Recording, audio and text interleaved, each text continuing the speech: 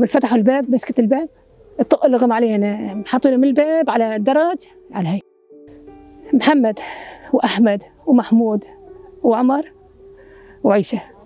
صار لي 10 سنين بقرا الفاتحة هون ما بنقطع فكري على طول اسمه يعني يعني قدامي ما بحس انه متوفين، بحس كأنه معي.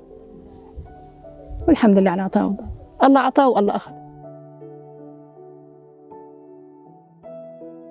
فرت أولاد عائلتي من 10 سنين وقت جينا عم لك على ضيع بن بز بركنا هني. هي قبل ما نروح على راس العين قبل يعني يوم اللي كنا أول. زوجي من 60 سنة علي اسمه، من 50 60 سنة توفى. جلطة بعيدة براء جدته، جلطة شبابية. وربيت الأولاد كلها الله اللي مكبر، كنا صغار. طلعنا على ضيعة بن بز. ما كان لسه لا في دواعش ولا في حي. بركنا 10 سنين 10 سنين بركنا بضيعة بن بز. وبعدين اجتنا يجونا الدواعش وهي طلعوا نحن عندنا غنم وعندنا خير يعني، عندنا غنم وعندنا بقر وعندنا حالتنا فوق الريح، تجار بقرة وغنم وكل شيء. يجونا الدواعش بتطلعوا من هون يضربنا هاونا بالليل. يوم طلعنا على بيت ثاني الليل كله عم بقول لك الصبح طلعنا على بيت ثاني أول.